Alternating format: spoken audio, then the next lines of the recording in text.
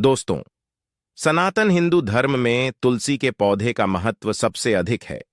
इसकी सबसे पहले पूजा भगवान विष्णु जी ने की थी। भोले कन्हैया कहते हैं। जिस प्रकार देवी लक्ष्मी से वैकुंठ को ऐश्वर्य प्राप्त है, उसी प्रकार वैकुंठ में तुलसी के कारण ही पवित्रता प्राप्त है। पृथ्वी लोक पर जिस स्थान पर भी तुलसी का पौधा होगा, उस स्थान पर कभी बुराई का वास नहीं होगा। ऐसा स्थान सबसे अधिक पवित्र होगा। इसी कारण से हमें हमारे घर में तुलसी का पौधा अवश्य ही लगाना चाहिए। तुलसी के पास दीपक जलाने से क्या होता है, आइए जानते हैं इस प्राचीन महान कथा के माध्यम से, जो भगवान भोलेनाथ ने देवी पार्वती को सुनाई है। दोस्तों, एक समय की बात है। देवी पार्वती भगवान भोलेनाथ के पास आकर उनसे पूछने लगी, हे स्वामी, आपने मुझे तुलसी के पौधे को जल देने का महात्मा सुना दिया है, लेकिन तुलसी के पास दीपक जलाने का क्या महात्म्य है? रोज शाम को तुलसी के पास दीपक क्यों जलाया जाता है? इससे मनुष्य को कौन सा फल प्राप्त होता है? तुलसी के पास दीपक जलाने की विधि क्या है तथा दीपक लगाते समय कौन से मंत्र का उच्चारण करना चाहिए? कृपया आप मुझे विस्तार से बताइए। भगवान भोलेनाथ कहते हैं, हे देवी, आज तुमने समस्त संसार के कल्याण की भावना से बहुत ही उत्तम प्रश्न किया है। तुम्हारे इस प्रश्न का उत्तर देने से पूर्व मैं तुम्हें एक प्राचीन इतिहास सुनाता हूं, जिससे तुम्हें तुम्हारे सभी प्रश्नों के उत्तर मिल जाएंगे। शाम को तुलसी के पास दीपक जलाने से जो फल मिलता है, उसी का वर्णन मैं इस कथा में करूंगा। इसीलिए तुम इस कथा को ध्यानपूर्वक सुनना। इस कथा को ध्यान से पूरा सुनने मात्र से ही मनुष्य को 100 वर्षों तक तुलसी के पास दीपक जलाने का पुण्य प्राप्त होता है। देवी पार्वती कहती है, हे प्रभु, मैं कथा को सुनने के लिए उत्सुक हूं। कृपया आप इस कथा को मुझे सुनाइए।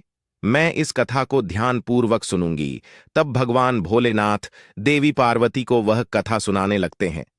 हे देवी, पूर्व काल की बात है। दक्षिण दिशा में कावेरी नाम की एक बहुत बड़ी नदी है। उसी नदी के किनारे अवंतिका नाम का एक अत्यंत सुंदर नगर बसा हुआ है। उसी नगर में कन्हैया लाल नाम के एक ब्राह्मण निवास करते थे। वे अत्यंत गुणवान, चरित्रवान, धर्म कार्य करने वाले तथा वेदों के मार्ग पर चलने वाले थे। उन्होंने समस्त शास्त्रों का अध्ययन किया हुआ था। उसी ब्राह्मण की एक पत्नी थी, जिसे लोग दुराचार कहकर पुकारते थे, क्योंकि उसके कर्म ही उसके नाम के अनुसार थे। वह सदैव ही अपने पति को अपमानित करती थी, अपने पति के लिए कुवाच्य कहती थी, पति को भयंकर दुख देती थी, पति के लिए कभी भोजन नहीं बनाती थी। उसने अपने पति के साथ कभी शयन नहीं किया, कभी उसके साथ प्रेम से व्यवहार नहीं किया। पति के मित्र और परिवार के लोग घर पर आते तो वह स्त्री उनको अपमानित करके भगा देती थी और स्वयं काम भाव से उन्मत्त होकर निरंतर अन्य व्यभिचारिणी स्त्रियों के साथ घूमती रहती थी। उसका मन पति को छोड़कर पराये पुरुषों में लगा रहता था। उसने कभी अपने पति से प्रेम पूर्वक बात नहीं की, किंतु पराये सुंदर पुरुषों के संग बैठकर बातें करती थी। पराये पुरुषों को मोहित करने के लिए सज धज कर गांव में घूमने जाया करती थी। कभी वह वन में किसी वृक्ष के नीचे खड़ी रहकर सुंदर पुरुषों की राह देखती और किसी दुष्ट पुरुष को मोहित करके उसके संग भोग विलास किया करती थी। एक दिन कन्हैया लाल ने अपनी पत्नी से कहा, हे भद्रे, तुम्हारा यह आचरण उचित नहीं है। इस प्रकार से पाप करने पर तुम्हारा अहित ही होगा। इसीलिए तुम अभी से यह सब बुरे काम करना छोड़ दो। तुम्हारे इस प्रकार के व्यवहार से मुझे बड़ा दुख हो रहा है। तब उस दुराचार स्त्री ने कहा, ना जाने किस पाप के कारण मेरा तुझ जैसे भिख मंगे के साथ विवाह हुआ है। लगता है पिछले जन्म में मैंने पाप ही किए होंगे। इसी कारण से मुझे ऐसा गरीब पति मिला है। तू मेरी कोई भी इच्छा को पूर्ण नहीं कर सकता। मुझे विवशता के कारण तेरी इस झोपड़ी में रहना पड़ता है। भिक्षा मिलाया हुआ भोजन खाना पड़ता है। अब और अधिक मैं इस कष्ट को सहन नहीं करने वाली। किसी दिन मैं तुझे छोड़कर अवश्य चली जाऊंगी। तेरे साथ रहूंगी तो इस जन्म में भी मेरे द्वारा पाप ही होंगे। इसीलिए अब मैं किसी अन्य धनवान पुरुष से विवाह करूंगी। कन्हैया लाल ने अपनी पत्नी से कहा, हे प्रिय, तुम इस प्रकार के अपशब्द ना कहो। इस प्रकार से अपने पति को त्यागने का विचार मन से छोड़ दो। जो स्त्री अपने पति को त्याग कर पराए पुरुष के पास जाती है, उसका अहित ही होता है, उसे नरक में जाना पड़ता है। उस दुराचारी पत्नी ने कहा, नरक में तुम्हें जाना पड़ेगा क्योंकि तुम कोई काम धंधा तो करते नहीं, भीख मांगकर खाते हो और मुझे भी झूठ खिलाते हो। पत्नी को दुखी और असंतुष्ट रखने वाला पति भी नरक में ही जाता है और तुम्हारा घर कोई नरक की सजा से कम नहीं है। तुम्हारे साथ इस घर में रहने से अच्छा है मैं नरक में जाकर रहूं। इस प्रकार उस कन्हैया लाल की पत्नी ने अनेक प्रकार के कटु वचनों से अपने पति का अनादर किया और उसे अपमानित किया। भोलेनाथ कहते हैं, हे देवी, जो स्त्री अपने पति का अनादर करती है, जो अपने पति का अपमान करती है, उसके घर में दुर्भाग्य ही आता है। पति को छोड़कर पराये पुरुष के पास जाने वाली स्त्री को नरक में दंड अवश्य ही भोगना पड़ता है। अब आगे सुनो, उस दुराचार स्त्री के साथ क्या होता है। एक दिन वह दुराचार स्त्री वन में जाकर एक वृक्ष के नीचे खड़ी हो गई। उसका चित्त काम से भरा हुआ था। वह किसी सुंदर कामी पुरुष की राह देख रही थी, किंतु बहुत समय बीतने के बाद भी उस स्थान पर कोई पुरुष नहीं आया। इसीलिए वह अत्यंत दुखी हो गई और प्रियतम की खोज में इधर उधर देखने लगी। उस दिन उसका सारा परिश्रम व्यर्थ हो गया। वह वहां खड़ी होकर वह नाना प्रकार की बातें कहकर विलाप करने लगी, हाय हाय, आज तो इस मार्ग से कोई भी सुंदर पुरुष नहीं आया। अब मैं कैसे अपनी काम शांति करूं, आज की रात कैसे बीतेगी, कौन मेरे इस सुंदर शरीर का उपभोग करेगा। मेरी जवानी और सुंदरता तो अकारण ही नष्ट हो रही है। कोई भी इस सुंदर शरीर को पाने की कामना नहीं करता। अब मैं कहां जाऊं, कौन मुझे अपनाए, कौन मेरे साथ भोग विलास करेगा। मेरा पति तो मूर्ख है, किंतु अब ऐसा लगता है कि संसार ही मूर्ख पुरुषों से भरा पड़ा है। कोई भी इतनी सुंदर स्त्री को पाने की कामना नहीं कर रहा है। मैं तो इतनी सुंदर हूं कि देवता भी मुझे पाने की इच्छा करेंगे, लेकिन यह संसार तो पापी और तुच्छ पुरुषों से भरा पड़ा है, जो मुझ अप्सरा जैसी सुंदर स्त्री को दुर्लक्ष्य कर रहा है। हे भगवान, कोई सुंदर बलवान और पराक्रमी नर हो तो उसे मेरे पास भेजिए। चाहे वह मेरा भक्षण भी कर लेगा तो भी मैं प्रसन्नता से उसका आलिंगन कर लूंगी। भगवान भोलेनाथ कहते हैं, हे देवी, इस प्रकार से वह स्त्री जोर जोर से विलाप करने लगी। उसी जंगल में एक भयानक बाघ निवास करता था। उस पापिनी स्त्री की आवाज सुनकर वह जाग गया और उछलकर उस स्त्री का भक्षण करने के लिए उसके पास आ गया। उस बाघ का नाम था ध्वंस। ध्वंस का रूप अत्यंत भयानक था। उसका शरीर काले और नारंगी धारियों से युक्त था, जो जंगल की छाया में घुल मिल जाता था। उसकी आंखें अंगारे की तरह लाल थीं, जो अंधेरे में भी चमकती थीं। उसके जबड़े से लंबे तीक्ष्ण दांत बाहर निकले हुए थे, जो किसी भी जीव को चीरने के लिए पर्याप्त थे। उसकी गहरी गर्जना पूरे वन में गूंजती थी, जिससे आसपास के जीव कांप उठते थे। ध्वंस की लंबी मजबूत पूंछ उसकी ताकत का प्रतीक थी। वह अपनी मांसल बलिष्ठ टांगों से जंगल में तेजी से दौड़ सकता था।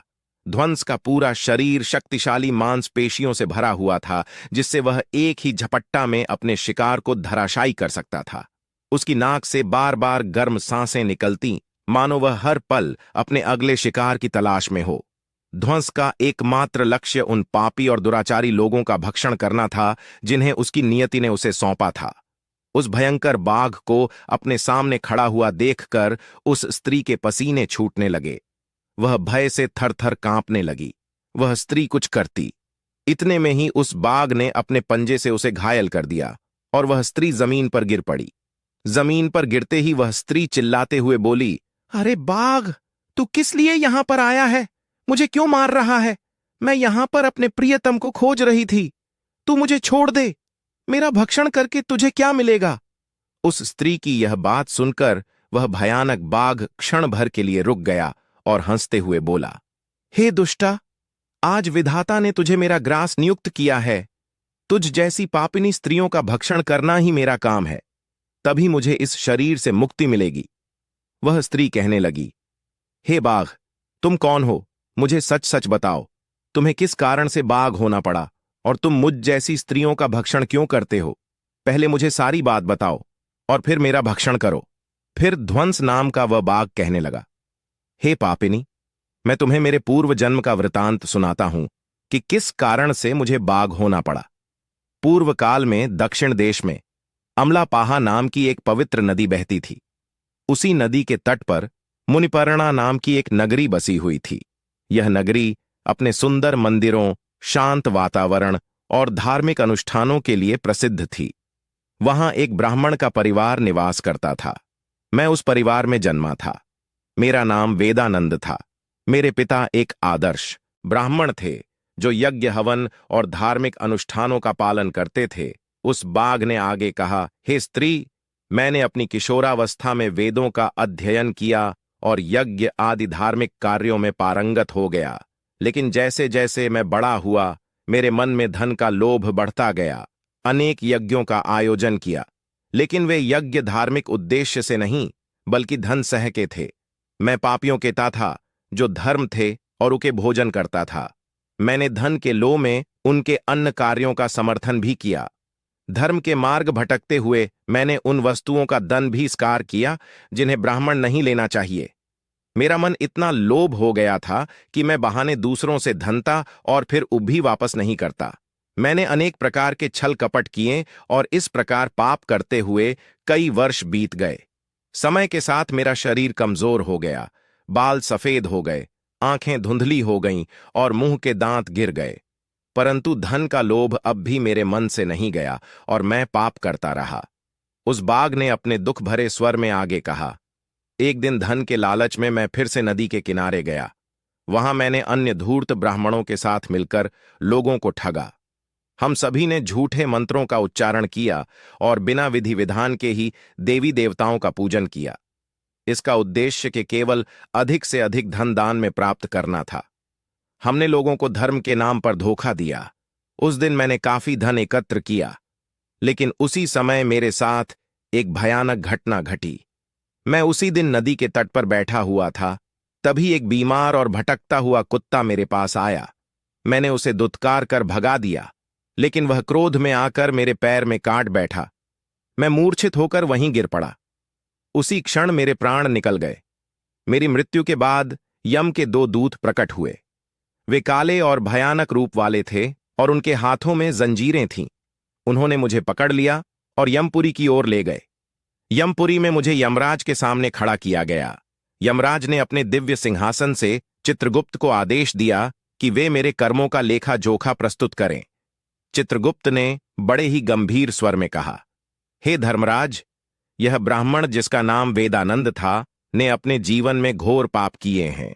इसने धर्म के नाम पर लोगों को ठगा, झूठे मंत्रों का उच्चारण कर यज्ञ किए और भगवान का अपमान किया।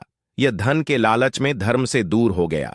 इसने कभी भी धर्म का पालन नहीं किया, इसीलिए यह पापी ब्राह्मण नरक जाने के योग्य है। फिर यमराज ने अपने दूतों को आदेश दिया, इस पापी को नरक की अग्नि में डाल दो। यह वहां जाकर अपने कर्मों का फल भोगे। इसके बाद मुझे नरक की भयंकर अग्नि में डाल दिया गया। वर्षों तक मैंने वहां की यंत्रणा सहन की। मेरी आत्मा को भयंकर पीड़ा सहनी पड़ी। अनेक वर्षों की सजा के बाद मेरे पापों के कारण मुझे बाघ का शरीर प्राप्त हुआ और मैं इस दुर्गम वन में निवास करने लगा। ध्वंस ने अपनी कहानी को समाप्त करते हुए कहा, अपने पूर्व जन्म के पापों का प्रायश्चित करते हुए मैंने संकल्प लिया कि मैं कभी भी महात्मा, साधु पुरुष या सती स्त्रियों का भक्षण नहीं करूंगा। मैं केवल उन पापियों, दुराचार और कुल्लटा स्त्रियों का ही भक्षण करता हूं जिन्होंने अपने जीवन में अधर्म के मार्ग पर चलकर दूसरों को दुख दिया है। मुझे विश्वास है कि ऐसा करने से मुझे मेरे पापों से मुक्ति मिलेगी और मैं इस शरीर से जल्द ही मुक्त हो जाऊंगा। भोलेनाथ कहते हैं, हे देवी, इस प्रकार से उस बाघ ने अपने पूर्व जन्म का वृत्तांत सुना दिया और उस स्त्री से कहने लगा, हे पापिनी, तेरे आचरण से तू कुल्लटा दिखाई पड़ती है। अपने पति को छोड़कर तू इस वन में अन्य पुरुषों के साथ भोग विलास करने के लिए आई है, इसीलिए आज तू मेरा ग्रास अवश्य बनेगी। इतना कहकर उस बाघ ने अपने तीक्ष्ण नखों से उस पापी स्त्री को मारकर उसे खा लिया और फिर वह बाघ उस स्थान से चला गया। उस स्त्री की मृत्यु के बाद उस स्थान पर यम के 2 दूत प्रकट हुए और उस पापिनी स्त्री को उठाकर संयमनीपुरी में ले गए। वहां पर उसे यमराज के सामने खड़ा किया गया। फिर चित्रगुप्त ने उस स्त्री का लेखा जोखा निकालते हुए यम से कहने लगे, हे धर्मराज, यह स्त्री तो अत्यंत पापिनी है। इसने घोर पाप किए हैं। इसने व्यभिचार किया है। इसने अपने पति की कभी सेवा नहीं की। अपने पति को भूलकर पराए पुरुषों के संग भोग विलास किया करती थी। उसके पापों को सुनकर यमराज अत्यंत क्रोधित हो गए। और उन्होंने उस स्त्री को अग्नि से भरे हुए कुंडों में डालने का आदेश दिया।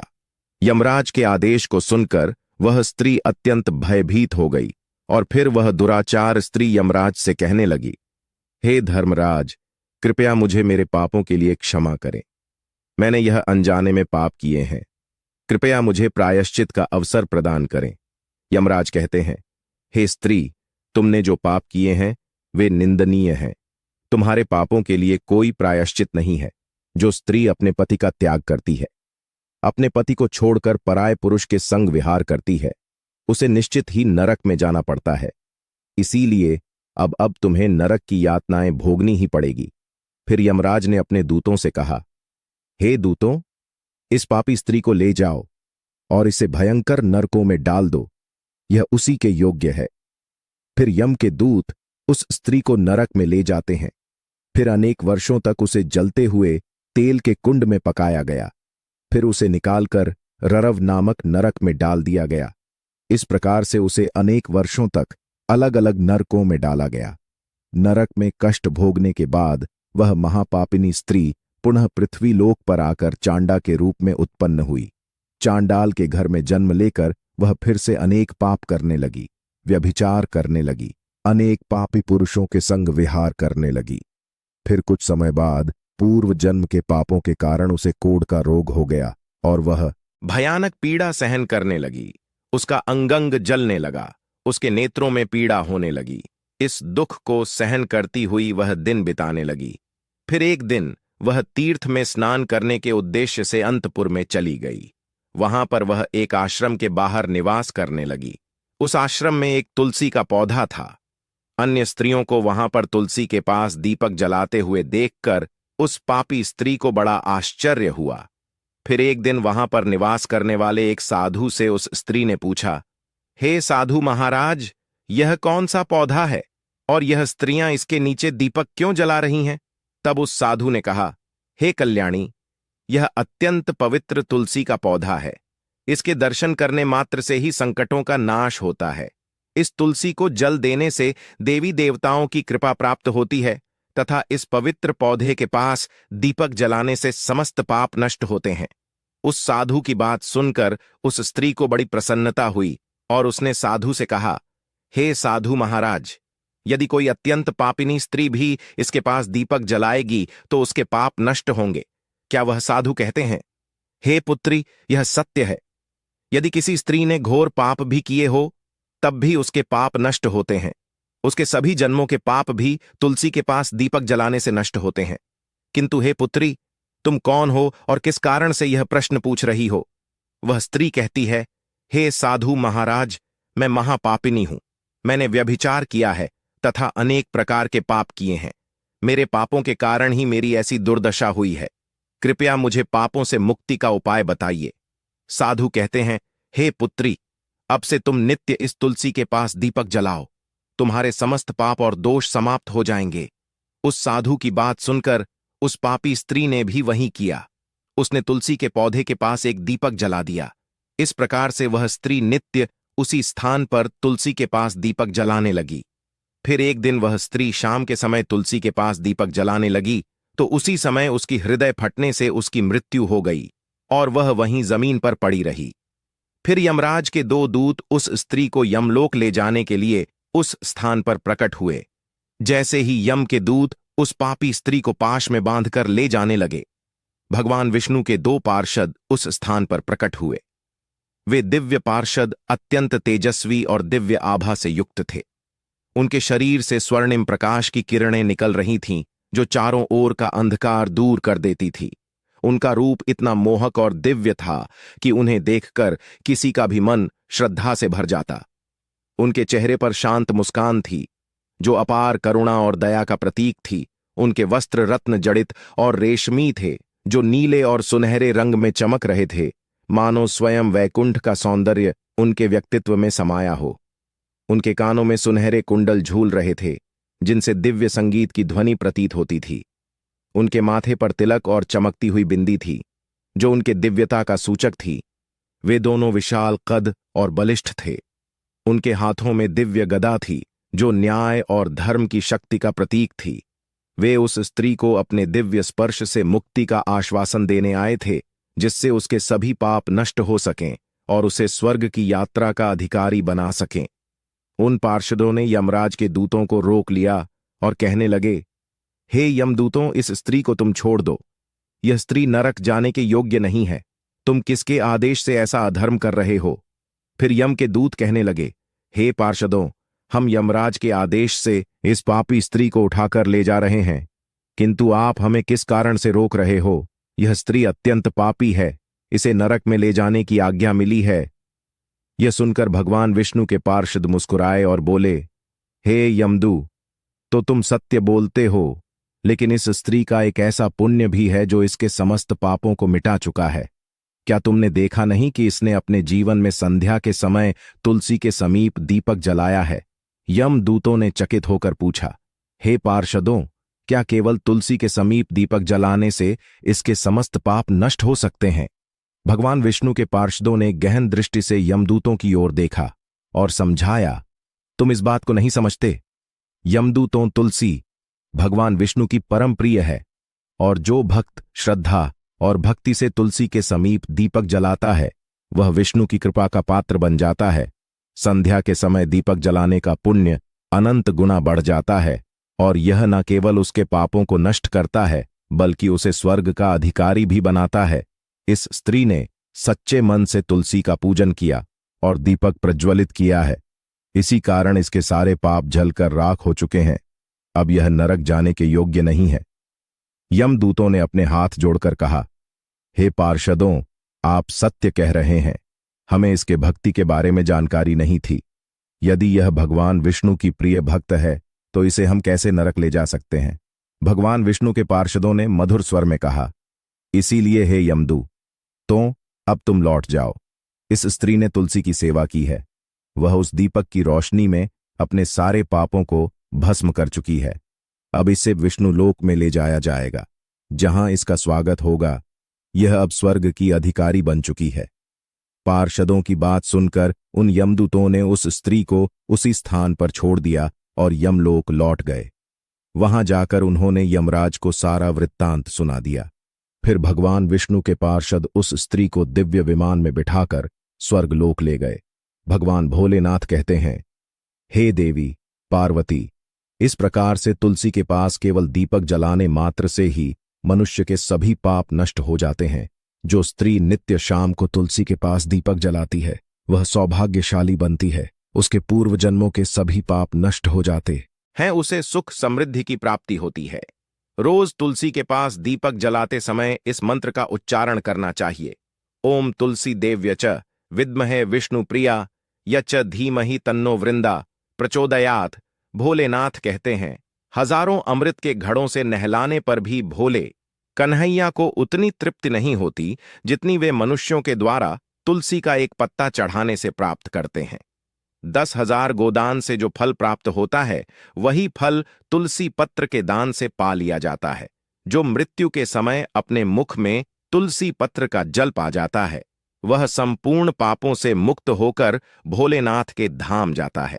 जब भक्त तुलसी के पास दीपक जलाता है, तो उस प्रकाश में निहित ऊर्जा नकारात्मक शक्तियों को नष्ट करती है और सकारात्मकता का संचार करती है। यह आध्यात्मिक वातावरण को शुद्ध करता है और घर में देवताओं की कृपा को आकर्षित करता है। दीपक का प्रकाश अज्ञान के अंधकार को दूर करता है और ज्ञान की ज्योति को प्रज्वलित करता है। तुलसी के पास दीपक जलाने से मनुष्य के भीतर शुद्धता और पवित्रता का भाव उत्पन्न होता है, जिससे उसकी भक्ति और ध्यान की शक्ति बढ़ती है। यह मान्यता है कि जब व्यक्ति तुलसी के पास दीपक जलाकर उसकी आरती करता है, तो भगवान विष्णु का ध्यान अधिक सरलता से प्राप्त होता है।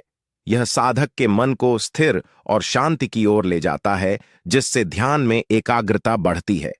तुलसी के पास दीपक जलाने का अनुष्ठान सूर्यास्त के समय करना अत्यंत शुभ माना जाता है।